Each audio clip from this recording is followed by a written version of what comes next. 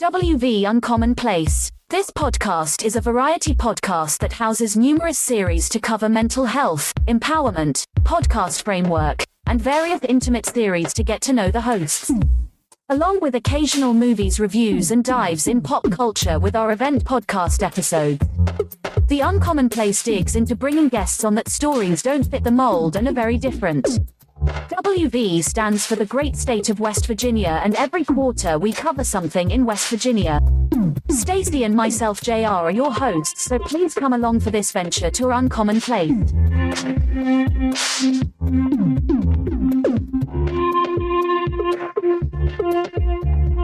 About if there's anything in the beginning. Welcome to West Virginia Uncommon Place. Today, it's me, JR. Stacey's away on assignment. She's doing something between Ohio, Illinois, Michigan, Indiana, somewhere. Hopefully, she's just not in Fort Worth today. Not a good place to be today. But on a brighter note, we have someone with us who has many titles to their name. And her last name, before we get started, everybody knows I chop names up. Her name is Gwen Tolios, correct? Yes. And correct. I didn't butcher it up. So what we're going to do is we're going to get real nostalgic real quick. We're going to go back in time. And it's this famous question that I ask at the very beginning of the show. And this sets up the show like many other shows have taken place. The question is, who is Gwen? So Gwen is me, but also, so I identify as an asexual author. So, which I know can be new for some people. So if you have any questions about ace, I figure that'll be a topic we go through later. But I am an author from Chicago. So I live here with me, my cat, and a whole bunch of plants. Okay. But I am primarily an author, and I tend to write stories that are very character driven, and I like to have identities and experiences that people might not necessarily see in media reflected in what I write. And I thank you for that before we even get started, because it takes a lot and a lot of fortitude to show variations, to show things, because what we see as a variation, somebody may not see as a variation because that's who you are. So showing those variations and being very creative in that spotlight is amazing there. So you're an author. An author has a hard job in life. You have to depict a story. So you depict it. You have to describe the story. So that's another D word. And then after that, you have to implement parts of your life into it. So that's an author to a certain degree. That's just my opinion of it. So what started you on your journey to writing books or short stories? What was the first literary device that you grabbed onto? And the reason I ask this, and I'm going to give a little filler so you can think about this real quick. This question is pretty hard because when I started actually with writing, I wrote as a kid, but I didn't hone my chops until I was in 8th or 9th grade in creative writing. And the short stories became my claim to fame. And the next thing you know, I went on to write short stories that continued on about a story or a fan fiction I wrote about a person I knew. Yeah, so definitely got started also like as a young age, as a kid. I remember writing stories in first grade. And a lot of credit's got to actually be given to my parents who refused to let us watch TV. So what else was I going to do with my time? It was a lot of reading, it was a lot of writing. And then I ended up getting very serious about writing, I would say early undergrad. Okay. So you mentioned fanfic before, so I actually started writing fanfic when I was in high school. But when I hit undergrad, I ended up joining a lot of writing classes. I ended up joining my first writing group at college, met people who were actually like submitting and having agents. And so I was like, okay, this is actually something like I've always written. Let's see if I could take it to the next level. And then have just been working and progressing on it since then. Okay, so let's hone in on something real quick. So you were talking about that you were part of writing groups. So you said established writers and people that were, excuse me, and people that were on their way up, or that were up and coming. They were on their way to publish a book or self-publish or go through a person to publish it. So what I want to do real quick is I want to know this: what kind of criticism went on inside these groups? Oh And yeah. how did you like have a thick skin for it? Um, I think the group probably treated me with kid gloves when I started. So the professional group, and I say professional very loosely, isn't everyone wanted to be a professional writer, to distinguish it from like the workshops I had taken classes of in college. I was the only one who was college age. Everyone else was usually like about my parents' age or older, really trying to Oh, pursue this as a career. So I came in very young. Like I'm in this group and I'm like 19. I'm like, hi. So I think in that case, they were very kind in terms of how they treated my writing.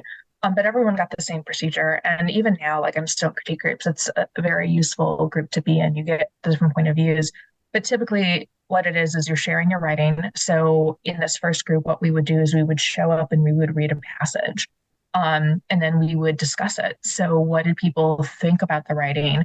What emotions did it evoke? What plot points might have been confusing? And then it was my job to try to figure out. And it was a skill that I had to develop. Well, how do I take a critique and actually make it useful? And I think it was very helpful that these older writers they kind of knew that I probably didn't have that skill set yet. So they'd point something out and they would explain, here's what made me think that, and here's a potential way to fix it. And then I just kind of built up my skill set from there. okay. And I respect that. And I'm glad that you were able to get that molding, get yourself formed in a certain way, because not everybody gets a chance to have people above them. Usually it's a bunch of novice around trying to make something happen. But like you Yes, and said, most of us were novices, by which I mean within the industry. There was one person who was agented within the group. There were several who were trying to get agented, and one had decided to just full on go into self-publishing, whoa, which at the time was really, like the Kindle and Amazon store and all of that stuff really didn't kick off until 2015, 2016. I graduated college in 2011.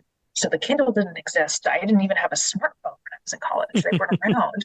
And so for someone to be like, yeah, I want to do self-publishing, like that was like, whoa, a lot of work. Most of us were in the process of we wanted to find an agent. Where at the time I was very dedicated on short stories. So it was physically via the mail submitting to places like Asmanoff's or Science Fiction or Fantasy. okay. And then when did you get your first big break? When did this happen? Oh, I would argue I haven't gotten a big break yet. But I would say my first sale was actually to another podcast. So I sold audio rights to a story. And I got that when I was 29, so roughly 10 years after I really started seriously pursuing writing. Um, Wow. yeah, so it took a while. I mean, but there's always things like I was in college, so I had other things I was focusing on. I was focused on still on building my skill set, getting my degree. And then right after college, I kind of had the unfortunate situation where the stock market crashed. So there was no one hiring. So that was also a concern of mine. I wasn't looking at trying to get published. I was looking to get a job and enjoying the Peace Corps. So Yes. that was that it was kind of easy to write in the Peace Corps, but very hard to connect with other writers. And so I felt like there was no one to help me progress. There was no one to help me get into the industry during that roughly 2.5 years. All right. So you spun this in a whole different narrative now. Sorry. How did you end up at the Peace Corps? Like, how does that happen? Yeah, you just apply. Honestly, that's how it works. You're just like, I want to go. You fill out an application. They're like, okay, here you go. Like there is a little more involvement. Like you have to pass medical tests. You have to show that you actually have an aptitude for volunteering. All of my volunteering at that time had actually been through a local literary agency, and so they put me in the education group. But it really was just applying was the easy part. The hard part was actually deciding that I wanted to go and then to convince my family to let me go. So, Okay. Okay. Because that's a right. lot. Like, did you go to a foreign country? Oh yeah, I mean that was the main reason why I wanted to do it. So Peace Corps is always abroad, but it's always abroad in a country that is asking for aid. So they wanted volunteers anyway, which makes it, a slightly better reception depending. But I really wanted to travel, and to be frank, I didn't want to pay for it. When you're a Peace Corps volunteer, the government will pay for your travel. Nice. So right, it's really nice. They'll also pay for all your medical bills when you're over there. Ooh, so yeah, you can get yourself in better shape than what you were. Mhm. So, because you're considered a government employee at the time. So, you don't get paid a lot, don't get me wrong. But I really wanted to travel, and I really wanted to visit Africa, actually. Like I have a goal where I wanted to hit all of the 7 continents before I die. I hadn't done Africa yet, so I'm like, let's do it. And so I ended up serving in Ethiopia for 2 years. Oh, wow. Okay. Yeah. That had to be pretty cool. Really hot, right? Um, yes and no. I was kind of in the foothills, so parts of Ethiopia is very hot. I was about an hour and a half drive from the Rift Valley, but I was just at the elevation where I didn't have to worry about malaria anymore, which was great. Nice. But we would also have pretty extreme rainy seasons. So when that hit, like all the roads would flood because they were made out of dirt. But it could get cool, like, 50 degrees. Okay. Mhm. Now, so you go to Peace Corps, you come back home, and you start writing again when you get back home. How do Yeah. you decide on what type of content? And this is for aspiring authors. This is what we're doing for you guys right now in this line of question I'm going to give. Um, how do you decide what type of content you're going to write at any certain moment? Um, so there's a few things that go into it. Number one is you really should be writing something that you're familiar with the tropes and the conventions of. So I naturally started writing fantasy because that's what I had been doing a lot of reading. I understood what happened in that genre. That was very interesting to me, so it was easy for me to come up with ideas. I definitely started as a short story writer, and I still would call myself as primarily a short story writer, though I have had one novel come out as well as a novelette. Um, and the reason for that is I just find that tends to be my natural inclination. I'm what I call a discovery writer, so I don't plan things out. Like I sit down and I write, and I write in a chronological order. And when the story's done, the story's done. But I'm not coming up with all of these plot points and trying to figure out where the story's going. So naturally, that just means I end up having shorter works, I would find. It's just how my brain works. Um, the other thing I have found, especially early on, I started to write as a type of catharsis. So that first story that I sold to a podcast, it was a fantasy story, but at the heart of it was actually me trying to come to terms with the fact that while I was in Peace Corps, um, my my grandfather had died, and Oh, so sorry I to hear had that. it happens. He was old. He had a good life, but what it meant is that a chunk of my family had gone through this whole grieving process without me. And so I came back to find my family almost done grieving. And so some of the situations that I had gone through to kind of like the residual help that I was doing, I turned into a story. And of course, it was a fantasy story because that's just what I was familiar with from the genre standpoint of view. And so that, especially early on, helped me figure out what do we want to write about. And I have still found that a lot of my stronger stories are those where there's something personally that I wanted to explore or understand about myself, and then it comes out in what I'm writing. Uh, Um, so not biography, I would argue, because it's usually facets of things, and you always want to make things not super obvious that you might be writing about someone that you know. right. Um, but that I think is a good starting point is and it's a pretty common writing advice, write what you know. But write what you know is not always necessarily like this is my favorite hobby. It could be just be this is the emotion that I'm currently struggling with. Okay, I can appreciate that. And all the anybody that's aspiring to be an author, take that gem right there and keep that because that's something that can help you along the way. Now, on to the question that every author gets asked. When did you hit writer's block and how did you get over it? Um, this is a hard question because I don't think of myself as getting writer's block. What I tend to run into problems with instead is lack of motivation. I tend to start writing a project and suddenly I don't want to finish it. And I think I probably don't hit writer's block as much as other authors because I'm not writing really long stories. As a short story author, 5,000 words is long for me.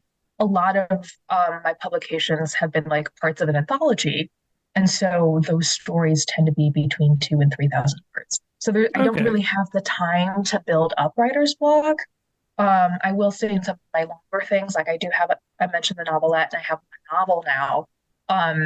It was more along the lines of, do I want to, like, what do I want to do now? motivation wise, like I just need to sit down and write. I'm going through it.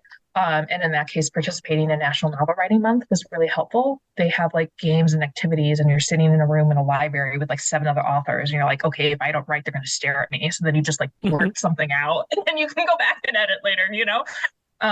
So that has been very helpful. Not entirely sure if that answers your question, because I feel like I don't come across it as frequently as other people do. Well, that's good that you don't have all of the issues with writer's block, because it can um, take certain writers down and authors alike. So my next question, this is a hard hitting question because this is a question that nobody asks you. How do you do self-maintenance? I'm not talking about self-care, because self-care is something that has been thrown at people so much that people just, it's like riding a bike. People say, oh, I do self-care. I drink half the glass of water and leave the other half for tomorrow.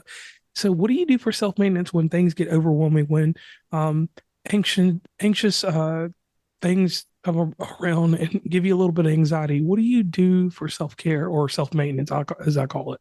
Yeah, so it kind of depends, I would say, on what's stressing me out. If it's the day job, I actually like to just like go for a walk and grab coffee. Like I know that feels a little weird. I find coffee calming. Most people don't, but I do.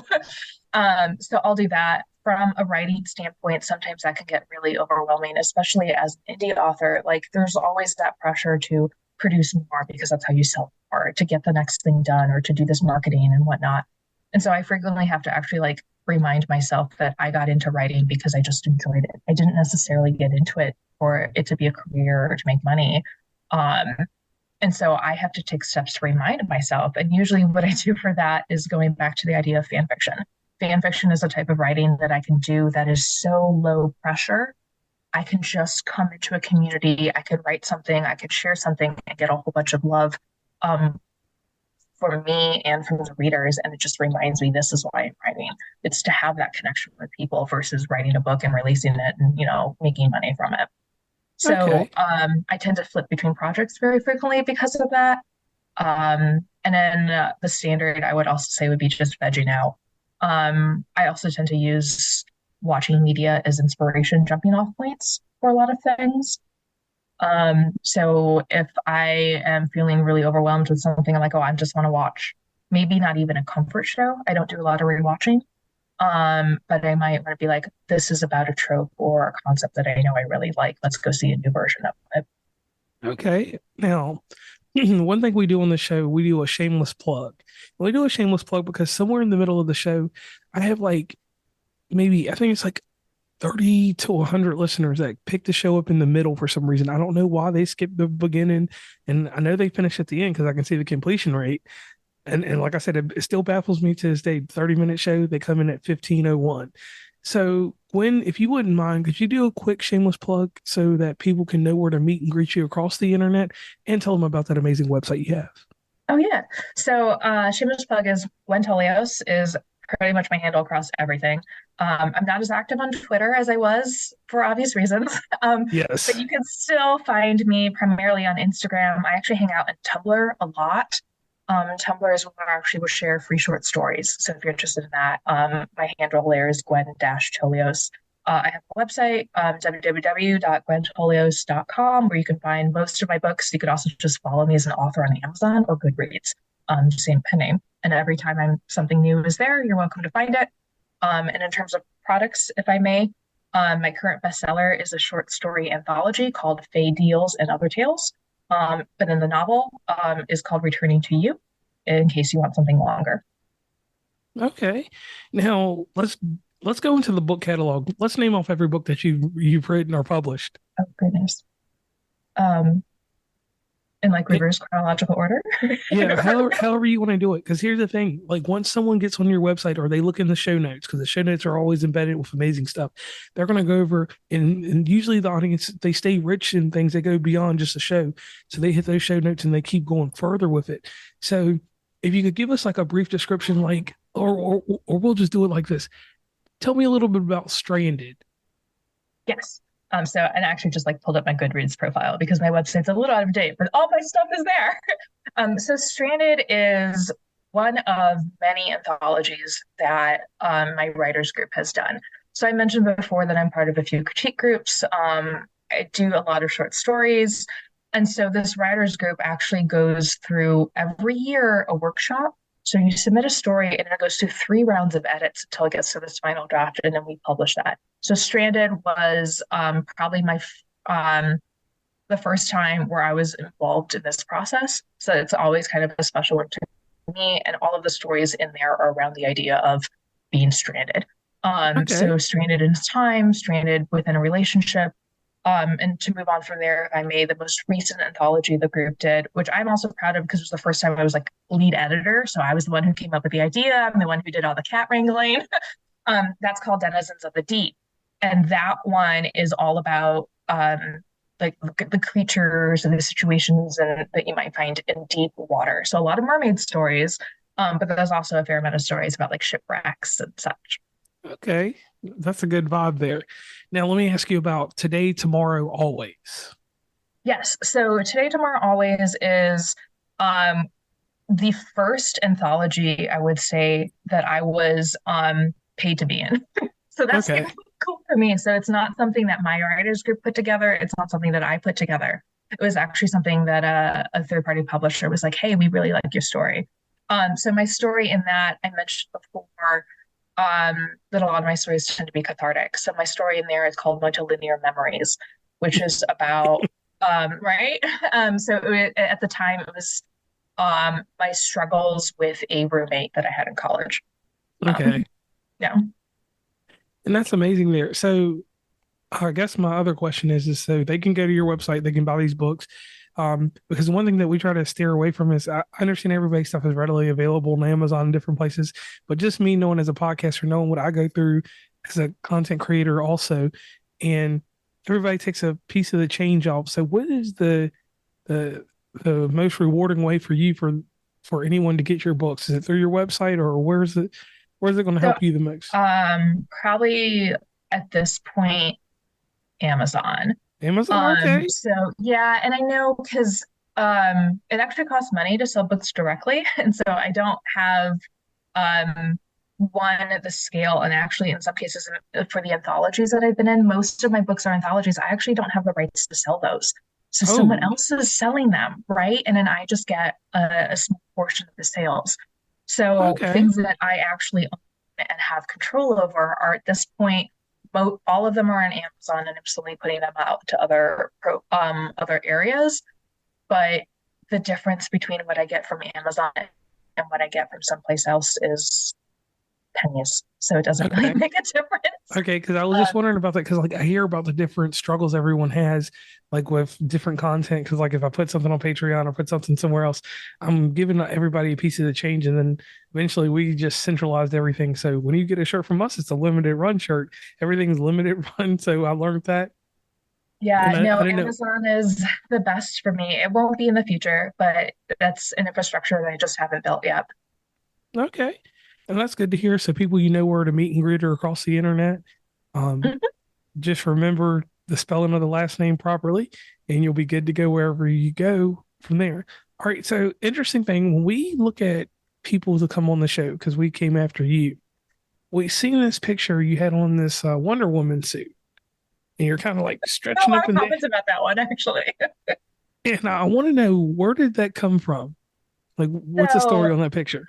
um, I mean, well, so I'm in Chicago, and pre-COVID, the local planetarium will do like adult nights.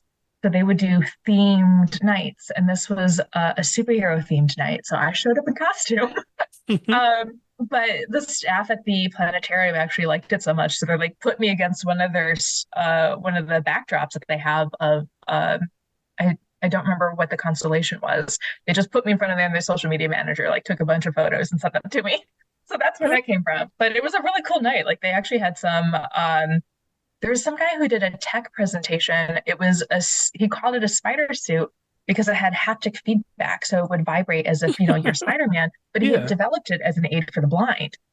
So like there's all these really cool things that would be happening at these events. Okay.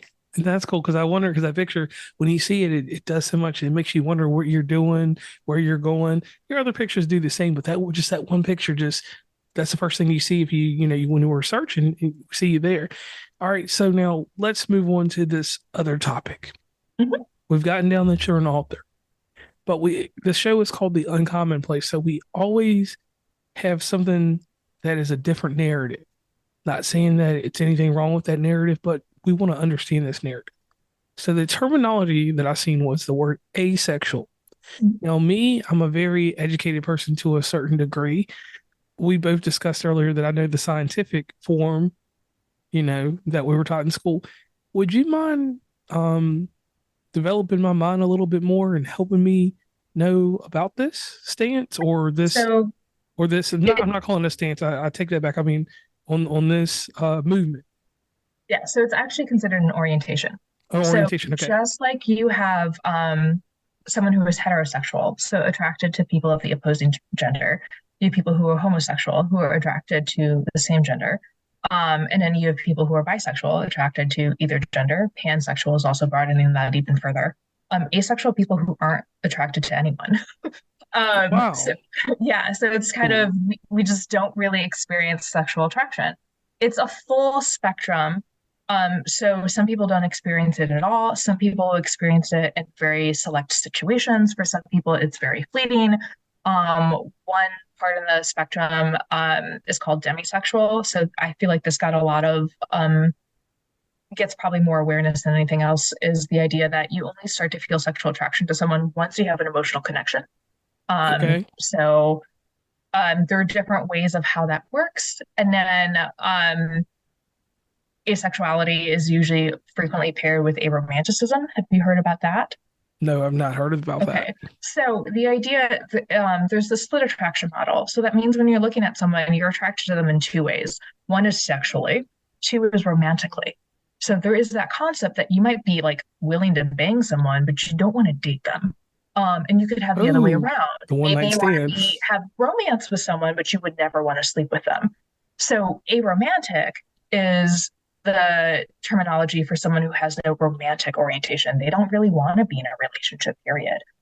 Some people who are aromantic might still have sexual attraction, and you could have the flip side. Some people might not have romantic attraction at all, but some people might not have sexual attraction, but they still have a romantic attraction. So they want a life partner, but they just, don't want to do anything with them. Okay, that makes sense. Yeah. I want to. I'm glad the way that she explained it because like the next few questions that I had, they were real simple stuff. Like, the only thing like that I wanted to know, like, how does this work with your mental being? Like, how do you? Because everybody like, where do you develop companionship? Is that do you have to have that companionship usually comes from another human or is it an animal? What kind of companionship It like? varies person to person, and it depends on what type of level of companionship you're looking for. Like, I do have a cat, but I got her because I lived alone when I first moved to Chicago, and I knew no one other than my cousins. And I was like, I don't want to hang out with my cousins all the time. I'm gonna get a cat. Mhm. But I have no problems making friends. So in many cases, and I feel like there is kind of also this awareness even within people who are established romantic couples, is like your partner shouldn't be your everything. Like if you lean everything onto your romantic partner, like that's a lot of stress for them. That's a lot of stress for you. You have friends anyways. And so what's happening in someone who might be ace or arrow is you're still having really good friendships. And in many cases, what ends up happening is we're prioritizing friendships over a romantic relationship. So we still have companionship.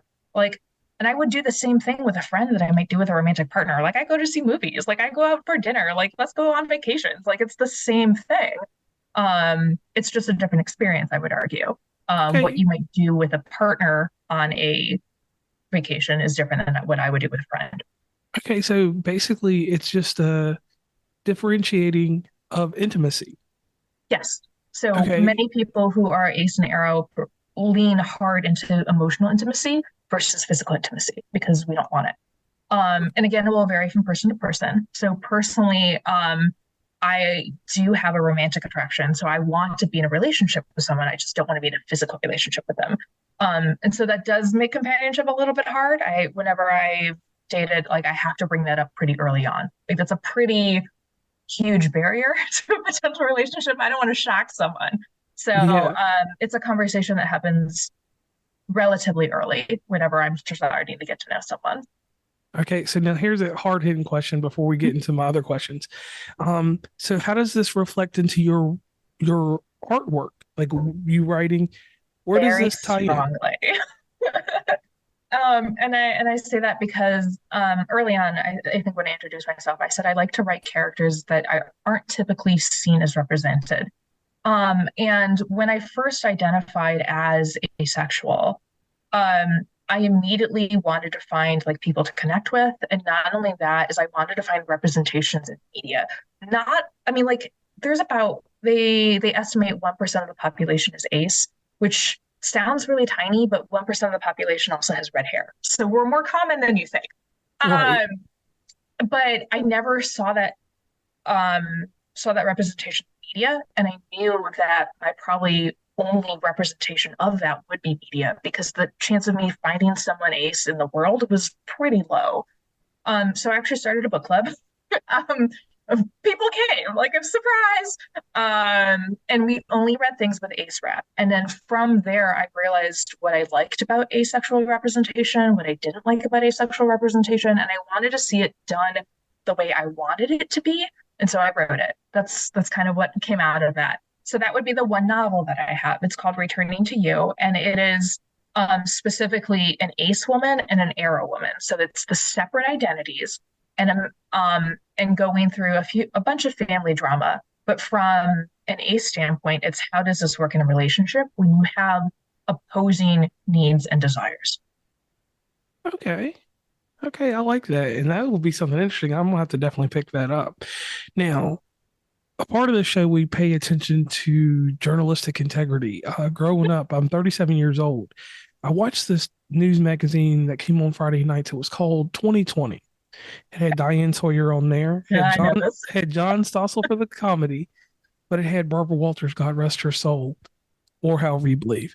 Um, she was, sometimes I think somebody was ghostwriting her stuff, but she had the integrity. She either made you go to sleep at 11:02 or you stayed up till 11:10 thinking about whatever she's covering at that moment. Diane Sawyer was amazing. John Stossel was funny, but Barbara Walters sent you to bed thinking. She challenged my thoughts. Before I would, Saturday morning hits for cartoons, I would wake up and think about what did I just hear on there? A lot of it was true crime and different stuff, but so oops, sorry about that. I hit the No table. worries. All right, so Gwen, are you ready for your 2020 questions? Probably not, but hit me anyways. All right, so here it goes. This is real serious. So if you need to get a drink or something, get you a drink real quick while I do this little monologue. So being an author, and having the world's pressure on you, it causes us to sometimes go into places, dark places, sometimes even to places of light that make us stronger, make the thing that we're writing or the artistic view that we're trying to portray at that moment even better. When was a time with one of these books that you were above and beyond your normal Gwen?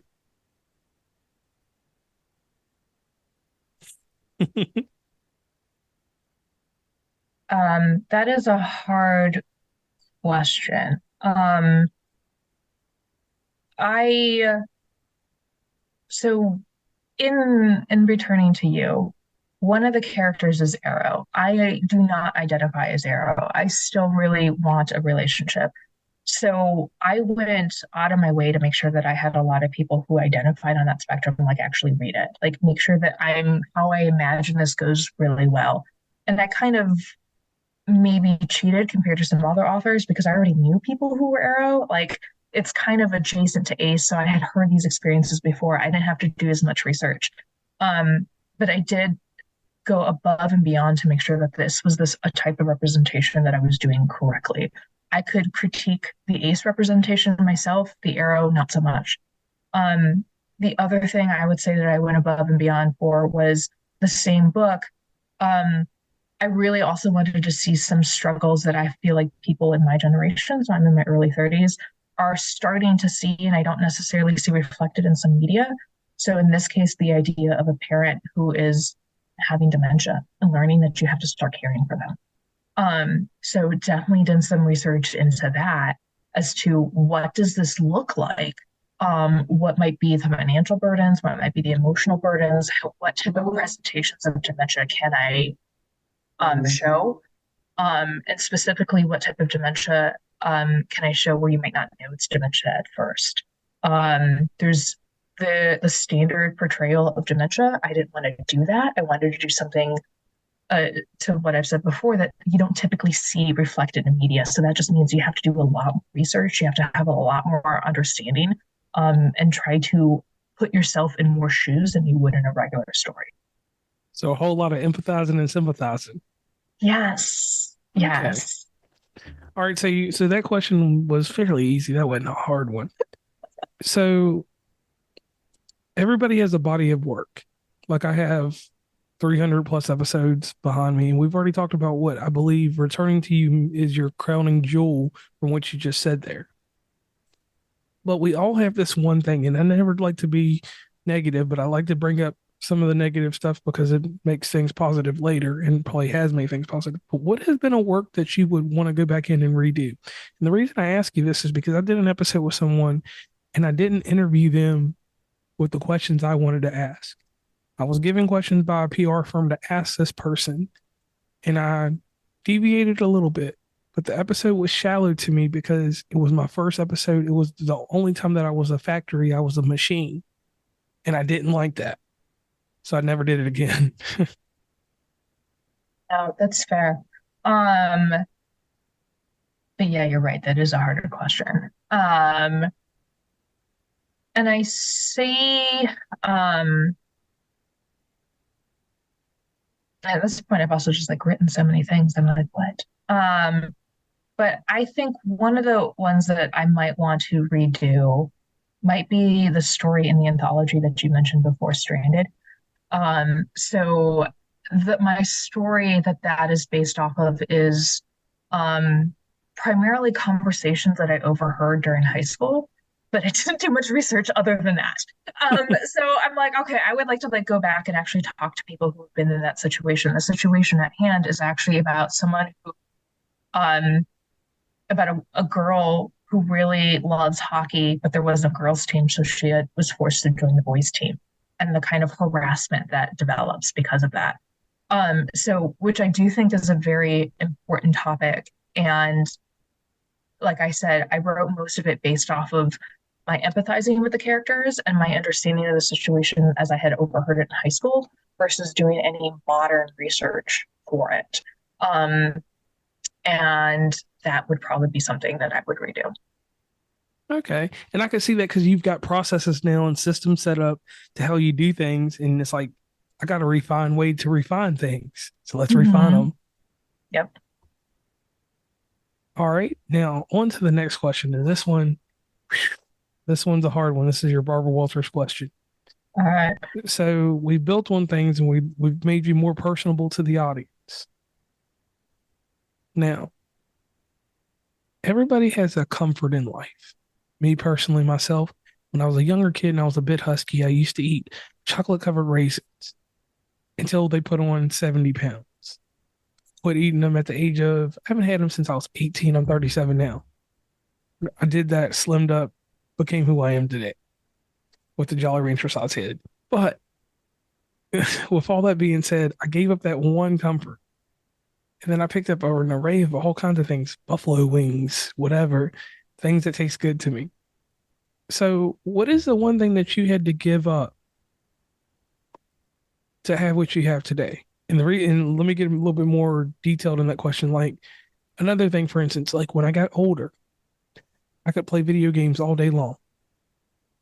But the podcasting got to a level where we started monetizing and doing more things, and it didn't stay a hobby. So the video games had to be regulated to just whenever I can do Twitch. It's fun sometimes, but it's something that I had to give up my dreams of being the professional Smash Brothers player that I thought I was going to be. And now I'm a full-fledged podcaster, media consultant.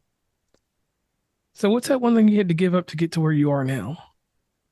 Um, I would actually argue it might be several things. All right, well, go Um, ahead. so, um, and I spend a lot of time writing. Um, at this point, it is my primary hobby. I spend a few hours a week doing it.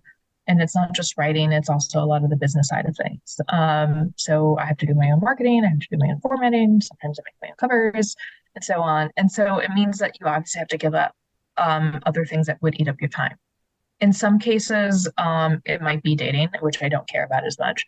But I will say I have had to scale back sometimes in friendships. I have a smaller social circle now than I used to, because I prioritize my time with socializing with other writers than people that I might know from, let's say, my day job, or Okay. my neighbors, things like that. So I feel like I've purposely narrowed down who I'm interacting with on a day-to-day basis. So it's focusing in on getting where I am now. Um, and a few other hobbies when I was really young, like I actually dreamed about being an astrophysicist and studying Whoa. black holes, right? Like so far away from what I'm doing right now. Um, but astronomy is one of those things that I really just don't do anymore. Like I used to have binoculars. I had a trip planned once to see a rocket launch, like, and I don't do any of that. I just wish I could. Like I did pay attention to the news that happened recently. They announced the Artemis cast, the crew, and maybe I'll do something with the future missions. But at this point, it's going to see a NASA museum every 3 years. Okay. So it's Um, no going to Orlando and then going down to Fort Lauderdale. yeah, yeah. No? Or maybe? I mean, it would be, I would love to like go to Fort Lauderdale and see that, but I've been to Johnson Space Center, Okay. which was really good. I've been to the planetarium here in Chicago, maybe once every year, maybe once every 2 years, especially since COVID hit. Um, but like even the idea of like just going out and looking at the stars is something that I really don't do anymore. I Hmm. don't do like those camping trips. And I mean, in one case, like it's really hard to see it here in Chicago. So you have to go out someplace else. In order to see the stars, you have to truly take a trip. I did go see the solar eclipse when it came through in 2022. No, 2020. Is that right? No, I think 2018. It was pre-COVID. So I think it was 2018. I think so. Yeah, Um, 2018. I did see the solar eclipse, but that was the last big astronomy thing that I did, and that was 5 years ago. Yeah, it's a long. Yeah, It's been so a long I've time. definitely given up like other hobbies that I was social with, I would argue, in order to kind of get to where I am. Okay, and I thank you for that. And then the final crowning question. And this is the hard thing because we've all lived through this one thing together. Everybody has, and that's COVID. Before COVID, when I podcast, it was nothing like this because I'm not one of these people that just jumped into podcasting in 2020 or whenever. I've been here since 2018, actually, a little bit before that. But for me, COVID changed my life because my fiance, we got closer. Like we watch movies, like we do all kinds of stuff that we normally wouldn't do. I mean, we pass by time now, like it's starting to get back to the way it was a little bit. I mean, we watch some TV together, but we had set defined times because you didn't have anything else to do in life. Everything was closed, and we weren't going out nowhere to eat because we weren't trying to catch that COVID-19. We were in Ohio and Toledo and Michigan in between all those times, and I think Indiana. So when we got locked down in Ohio, we were kind of done. So my question before I go off the rails again is what did you gain from COVID and what did you lose from COVID? Um, I actually think I mean, I guess you could call it a game, social isolation. Um, but it was one of those things where I had actually moved into a new neighborhood a few months before COVID. And so when everything shut down, I found myself, I wasn't able to like meet my neighbors. I wasn't able to meet friends. I wasn't able to like know anyone in my new community. I'm actually just starting to build those relationships, probably within the past 8 months. Yeah. So like because it was one of those things like I didn't want to go out things weren't happening. Like I had a book club, but then we all just met online, and many people, what ended up happening is they're like, well, why am I living in Chicago when it's so expensive? And so half of book club like moved away. So I definitely gained isolation, I would argue. I moved to a new place, couldn't form new connections, and the connections I did have suddenly were harder for me to access. Um, I had gained a new level of fitness, I think, but now that has disappeared. Now that I have to go into the office for the day job, a lot of healthy habits that I had established, I can't actually keep up with anymore. I don't have the time. So which is sad. But you want to know something that I lost during COVID? Like that's really hard. Like I lost 10 pounds, but then and I like I gained the isolation. Um, so I don't know. Otherwise I'd say like pretty, I don't know. Sorry. Okay. That's pretty wild. So I guess my next question or my last thing to do here is so outside of COVID, you got the isolation, you got a little bit more solitude, and then now you have like the greatest thing that we have now, this new world. It's different. People are a little bit more cautious about stepping outside and doing this and that, and that's something that I appreciate because people are more careful. I see a lot more mask wearing than is needed. So to tie everything up, before we jump off of here, uh, I'll leave you with this quick part. This is the testament about you because I just met you today. We had a little quick pre-call. I never do the pre-call and then do an episode. I like to just bring you on. We'll get the raw energy out there, make the chemistry as we go along. So fortitude is something you have because it takes a lot of that to keep an expression going like writing. The next part of that expression is about your sexuality too, to be brave and to talk about that because nothing's taboo anymore in this world, but people still treat things like people have caveman antics to what they do. So being able to find a community within a community that is your community is an amazing thing. And you actually made the community for others. That's something that not a lot of people do because anybody can just slap up a Discord and say, hey, just join us over here. We might talk. But you encourage and you interact with your people. So that's something that nobody can take away from you. So what I need you to do tonight, tomorrow, the next day, when you get up in the morning, after you get out the shower and you dry yourself off and you put your glasses on, remember that your individuality is spread across to these people and to other people. The influence that you're putting out there is singular, but it multiplies. Some people can't get that factual in their head. They think that they have to reach a ton of millions of people, but the people that you're reaching are reaching out further. So that kind of effect on people, you can't go wrong with that. You can't do anything to hurt that. You can't do anything to make it discouraging for you to stop doing it. So what I want you to do is keep doing what you're doing in the world because people appreciate it. And you don't always get the pat on the back. You don't always get the formal thank you. But know that there's a proverbial thank you in the world for you. And on that note, that's my testimony for you in a bit of time that I've met you, Gwen. So the last impression that I would like you to leave the audience, if there was a billboard right now in 3 different locations, I do this with people, it's a little role-playing thing. There's one in Seattle, Washington.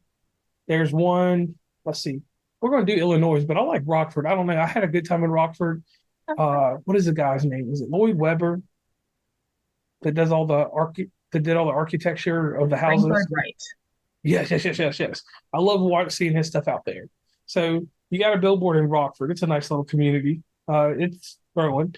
Then you got another billboard in Baltimore, Maryland. Okay. All right, tell me what all 3 of these, because that's hold on.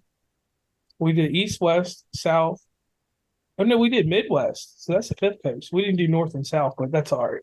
Those 3 cities, what would the difference be in each one of those billboards?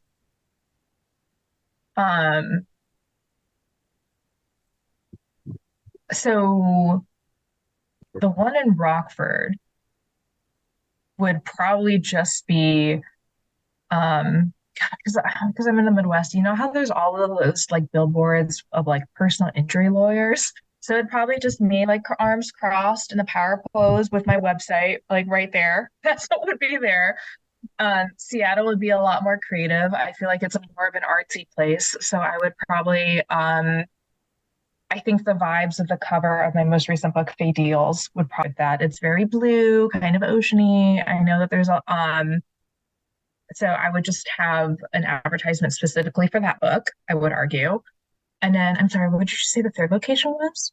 Baltimore. Baltimore. I don't know Baltimore. You in Washington, D.C.?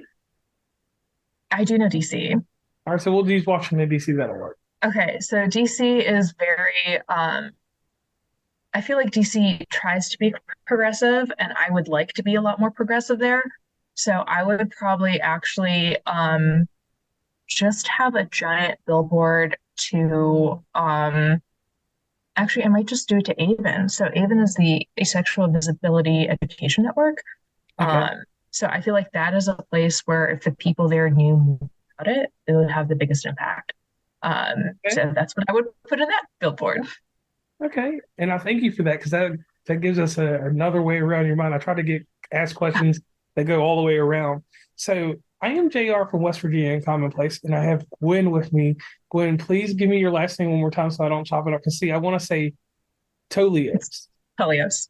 Tolios. So I had it the whole time. Gwen Tolios joined us today. Just as a quick recap, she talked about her books. She talked about her life, different things that she's done in life. And the amazing selling point out of all this is that y'all met a human today. You met, hopefully you're an Apple user, but I'll say it. Hopefully you're not an Android user, but whatever. But and the only reason I throw that in there is for their audience is always green or blue. So they talk about that. So in finishing everything up, I want to thank you for coming on the show.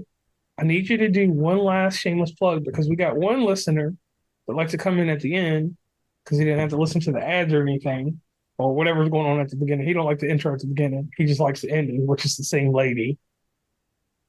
So could you please let everybody know where they can meet and reach you across the internet one more time? You can find me across most social media as Gwen Tolios. The exception would be Tumblr, where I'm Gwen-Tolios. And if you want free fiction, that's the place to go. If you're looking to look at any of my books, you could follow me on Goodreads, also as Gwen Tolios, or on Amazon. Okay, and on that note, I'm JR for West Virginia Commonplace, and we are signing off. Please follow WV Uncommonplace on Instagram, Tumblr, Twitter, TikTok, where we have some great content, Facebook, LinkedIn. Hit up the merch store at onecommonplace.square.site. Join the email list from the website, and rate, subscribe, and give feedback from your favorite podcatcher. And lastly, thanks for listening, and tune into the next episode.